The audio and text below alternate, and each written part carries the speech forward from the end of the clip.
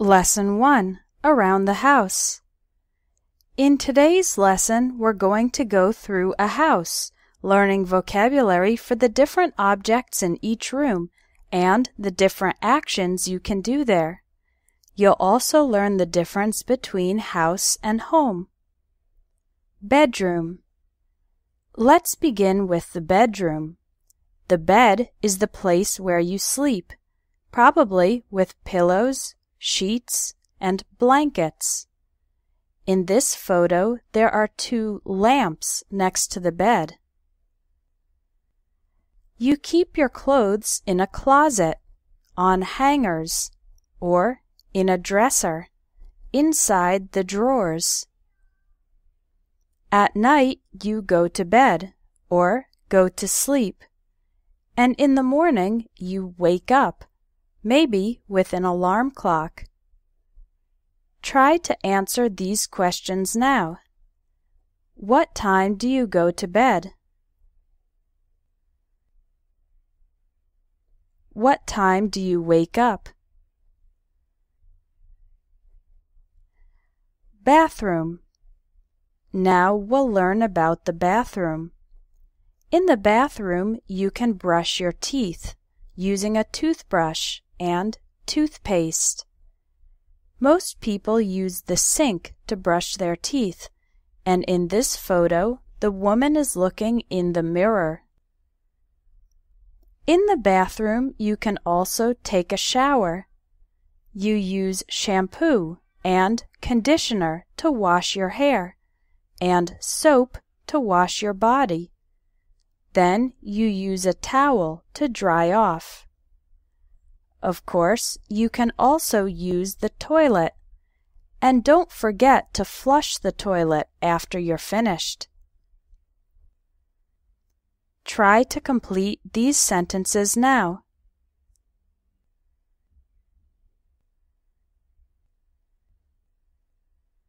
Kitchen. Time to go into the kitchen. In the kitchen, you can cook, prepare food for eating. When talking about a specific meal, we usually use the verb make. Make breakfast, make lunch, and make dinner. You can keep food cold in the refrigerator, or fridge for short, and food that needs to be very cold, like ice cream, is kept in the freezer. Other foods are kept inside cabinets or on a shelf. The plural is shelves. You can prepare food on the counter, cook food on the stove or in the oven, and heat it up in the microwave. There are many objects in the kitchen, but the most common are pots, pans, bowls, plates, forks, spoons, and knives. Living room. The living room is where people relax and spend time with friends and family. There's a couch or sofa to sit on. You can also sit on a chair. There's a bookcase and a window. The floor can be covered by a carpet or rug. Structure of the house. Finally, let's go through the hallway and out the door so we can see the outside of the house. The vertical part is called a wall. The bottom is the floor, and the top is the ceiling. The word ceiling refers to the interior part, and the word roof refers to the exterior part. Some houses have a basement that is underground and an attic to store things, and you can park your car in the garage. House or home. Let's finish this lesson with the difference between house and home. A house is a specific type of building. A house is a physical thing, but the word home is more of an emotional idea. It means the place where you live and where you have a special emotional attachment, where you feel comfortable, safe, and happy. Your home can be a house, an apartment, or another type of structure. In English, we often use the word house when talking about the building itself. For example, I live in a small house, and home with the verb go and the preposition at. For example, you can say, I was at home last night. Or when you leave work, you can say, bye everyone, I'm going home. You learned a lot of words in today's lesson. Now, try the exercises to practice the vocabulary. If you're already registered for the Vocabulary Builder course, you can continue with Lesson 2 tomorrow. If you're not yet registered, sign up today to get 29 more Vocabulary Builder lessons. Lesson 2. Money. Verbs with money. Let's start by reviewing some of the different verbs you can use with money. Earn money is to receive money from doing work. For example, at my job, I earn $1,000 per month. Spend money. Use money to pay for things. For example, I spent $300 on repairs to my car. Save money. Keep money to buy something in the future. We often use save up for plus the object you are planning to buy. For example, I'm saving up for a new bike. I'm saving up for a vacation. Try to complete these sentences now. You can give approximate answers, and you can use your country's own currency instead of dollars.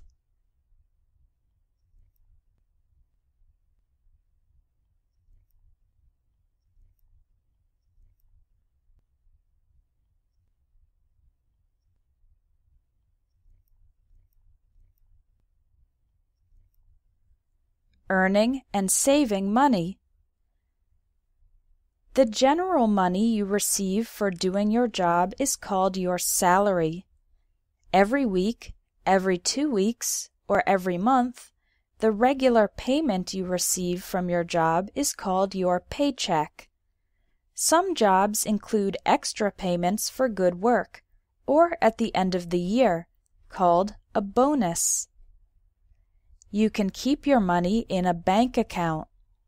There are 3 main types of bank accounts. Checking. This is an account where you can keep your money and write checks to make payments. Checking accounts are usually used for day-to-day spending. Savings. This is an account for keeping money for a long time. You can save money for a car or for a house. Savings accounts usually earn interest. That's a small percentage of extra money that the bank gives you. Investment. This type of account puts your money into the stock market, companies in the general economy. There is some risk because you might get a lot more money if the economy grows, but you might also lose money if the economy goes bad. Every month you receive a statement, a document with a list of all the activity in your account, in the mail or online. The statement will show your transactions, events in which money was received and spent, and your balance. That's the current amount of money in your account. When you put money into your bank account, you are making a deposit, and the opposite, taking money out of your bank account, is making a withdrawal. You can make both deposits and withdrawals at a machine called an ATM. Finally, let's learn some words for economic class. If you have a lot of money, then you are rich or wealthy. If you have an average amount of money, then you are middle class. If you have very little money, then you are poor. Complete this sentence now.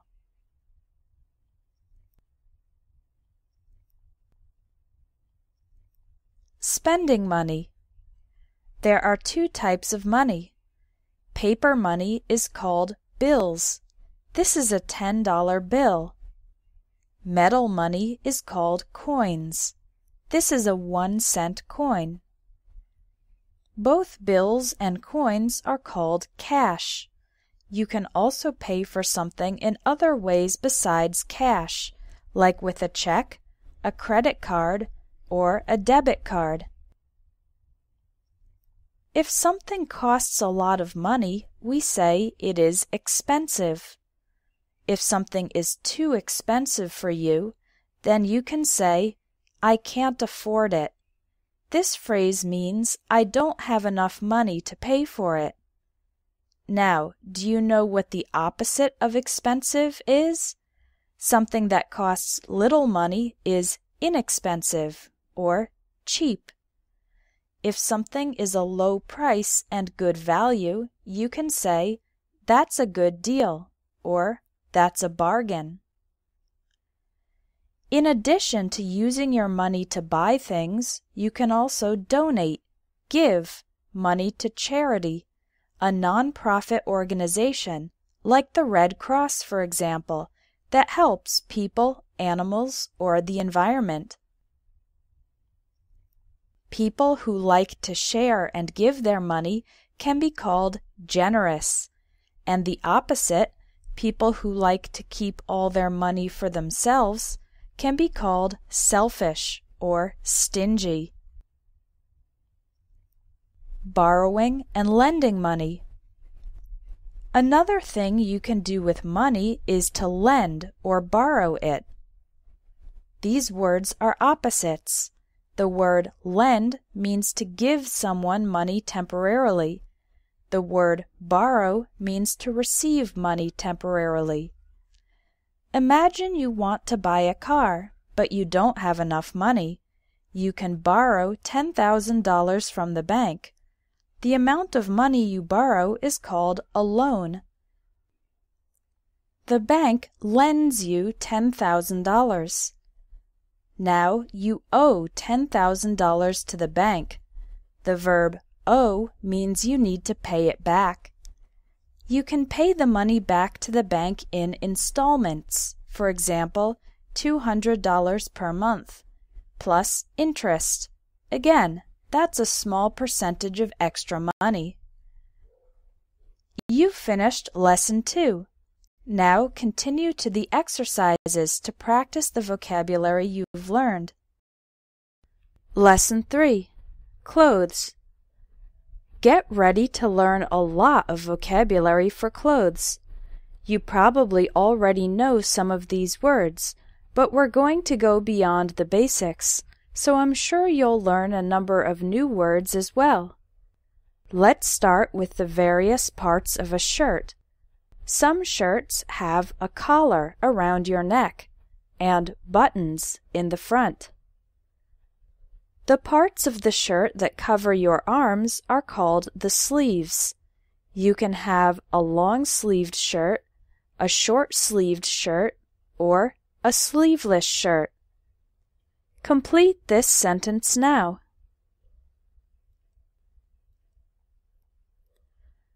We have specific words for different types of shirts.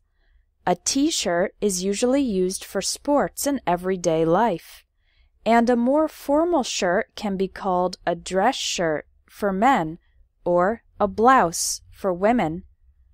When it's hot, you can wear a tank top. To cover your legs, you can wear pants or shorts. Many pairs of pants have pockets, and some have a zipper or fly. You can use a belt to hold your pants in place.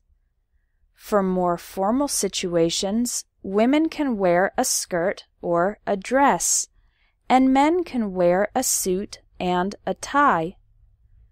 Complete this sentence now. Intimate clothing is called underwear. Here are some different types of underwear. Men can use boxers or briefs. Women use a bra and panties. The clothes you wear for sleeping can be pajamas, or, for women, a nightgown. When you wake up and take a shower, you can put on a bathrobe. What you wear on your feet are shoes. The word shoes refers to the general category, but there are some special types. Sneakers for sports, high heels for women, sandals for the beach or summer, and boots for rain or snow. And don't forget socks. Complete this sentence now.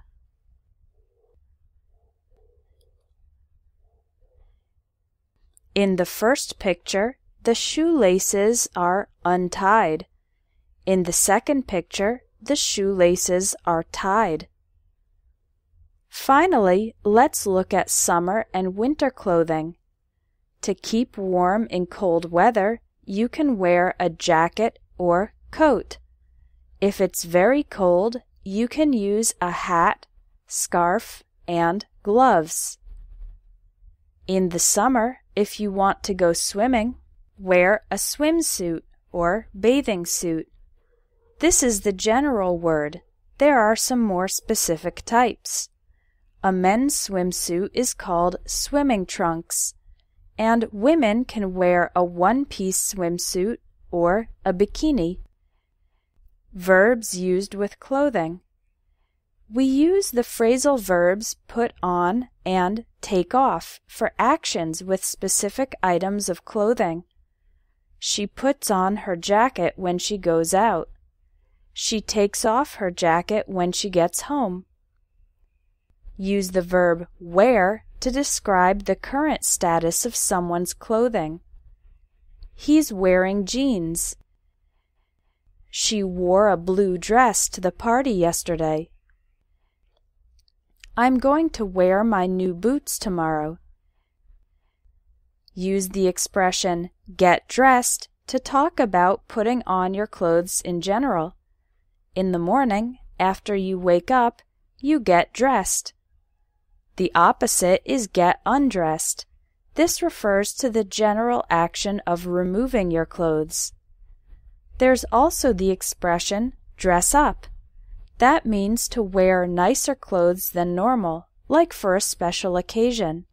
You dress up to go to a wedding or banquet. After you wear your clothes, you need to wash them. The process of washing your clothes is called doing laundry.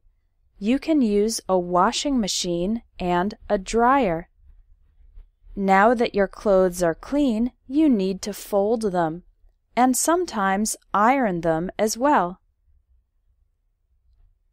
You've finished Lesson 3. Now continue to the exercises to practice the vocabulary you've learned. Lesson 4. Shopping. Let's begin today's lesson by learning some expressions with the word shopping itself. There's a difference between go shopping and do the shopping. Do the shopping means to buy the regular things needed for everyday life, usually food, personal care items, and things for the house. Go shopping is more general. It can refer to buying things for everyday life or buying extra things like clothes, toys, electronics, etc. Some people like to window shop.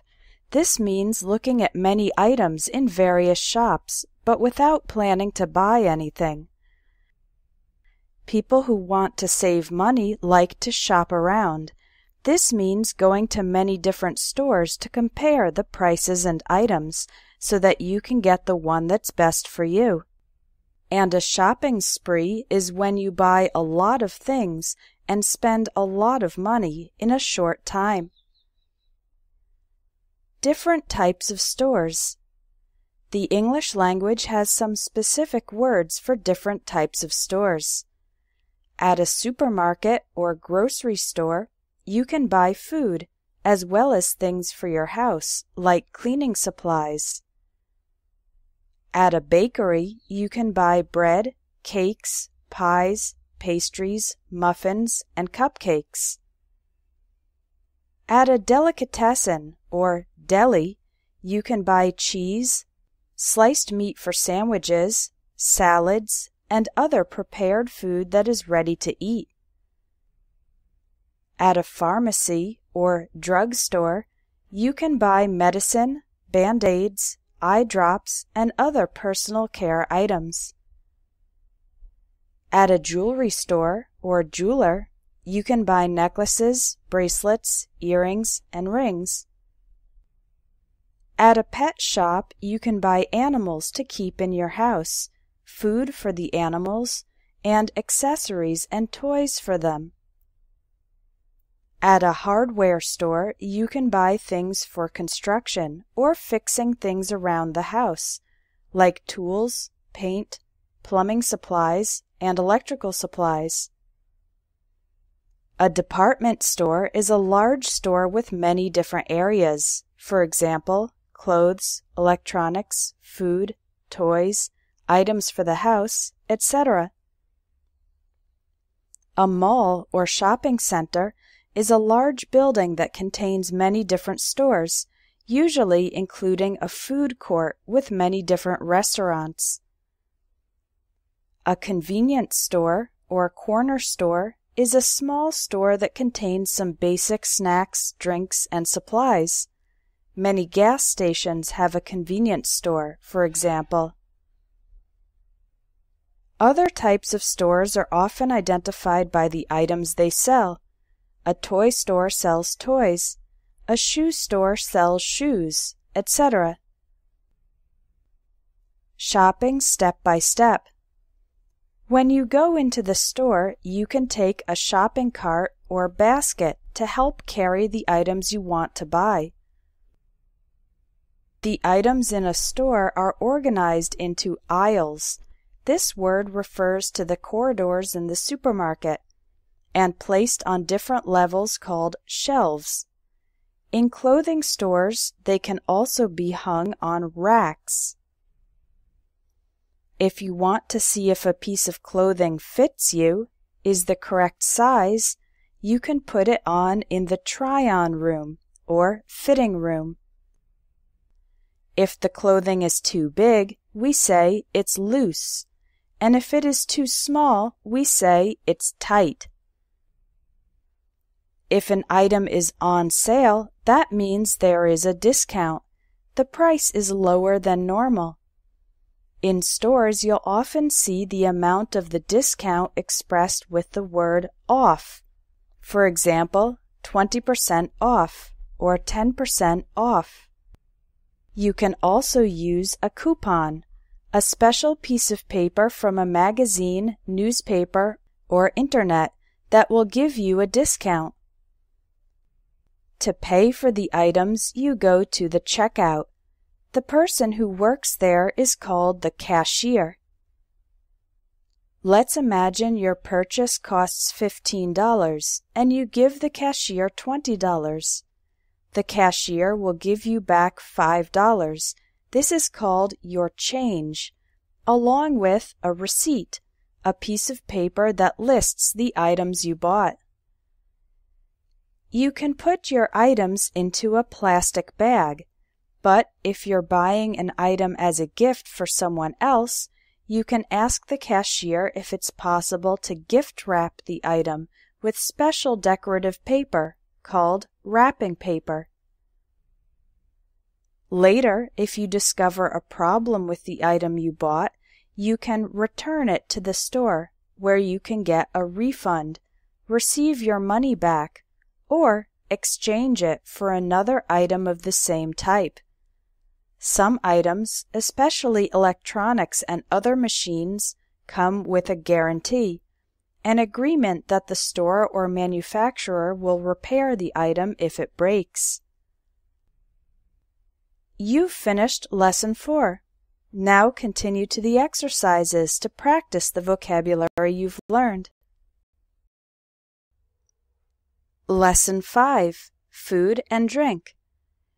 If you want food, you can say, I'm hungry. And if you want something to drink, you can say, I'm thirsty. I hope you're hungry and thirsty because today's lesson is all about food and drink. Food. Are you familiar with the food pyramid? It shows how much of each type of food you should eat. Let's use the diagram to learn vocabulary for different types of foods. The food group at the bottom of the pyramid includes bread, cereal, rice, and pasta. Which type do you eat most frequently? Complete the sentence. I eat a lot of.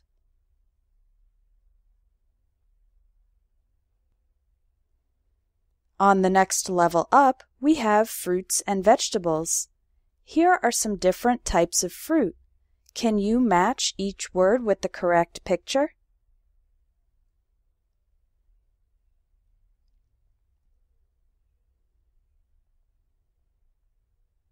Now check your answers. Pear, grapes, cherries, pineapple, watermelon.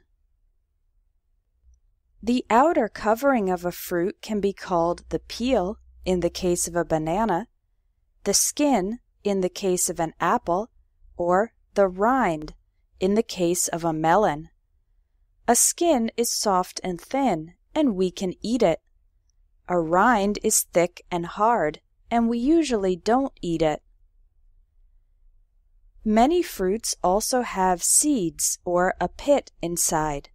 We usually call them seeds if they are small and many, and a pit if there is one and it is large.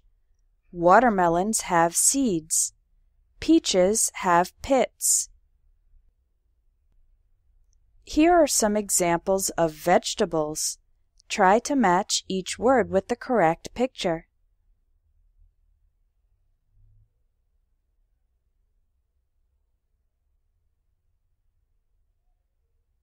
Now check your answers. Corn, carrot, pepper, mushroom, onion, garlic. On the next level up, we have meat and seafood, as well as beans, nuts, and eggs. Do you know the English words for the 3 different parts of an egg? The shell is the hard outside part. The white is the clear part, which turns white when you cook it. The yolk is the yellow part in the center. Here are some different types of meat with the animals they come from. Beef comes from cows. Pork, bacon, and ham come from pigs. Chicken comes from chickens. Seafood includes fish and shellfish. A person who doesn't eat meat is called a vegetarian, and a person who doesn't eat any animal products, including milk, cheese, and eggs, is called a vegan. Finally, at the top of the food pyramid are some foods which should not be eaten frequently because they are not very healthy. These include fats and oils, like butter and fried food, which is cooked in oil, as well as sweets, like chocolate, candy, cakes, and cookies. Drinks. Here are 5 types of cold drinks: soda, juice, lemonade, iced tea, milk, and sparkling water. Say it now. My favorite cold drink is... The three major types of hot drinks are coffee, tea, and hot chocolate. Say it now. My favorite hot drink is... Finally, we have drinks with alcohol: beer, wine, liquor, and cocktails or mixed drinks. Say it now. My favorite alcoholic drink is... Other expressions used with food and drink. When you eat something, you first take a bite of it. You remove a piece using your teeth. Then you chew the food, crush it into small pieces inside your mouth using your teeth, and finally swallow it when it goes down your throat and into your stomach. If someone is eating very fast, we say they are wolfing down or gobbling up their food. When someone is eating very slowly or not eating very much, we say they are picking at their food. Two more verbs used for eating are munch on and snack on. This describes eating small portions of food casually. For example, you snack on popcorn while watching a movie. If someone is drinking very fast, we say they are gulping down or guzzling their drink. The opposite of this, drinking slowly, is to sip. You'd gulp down a glass of lemonade on a hot day, but you should sip a glass of wine. What do you say after you've eaten enough and you're satisfied? The phrase we use for that in English is, I'm full. If you've eaten a lot of food, maybe too much, then you can say, I'm stuffed, or I can't eat another bite. You've finished Lesson 5. Now continue to the exercises to practice the vocabulary you've learned.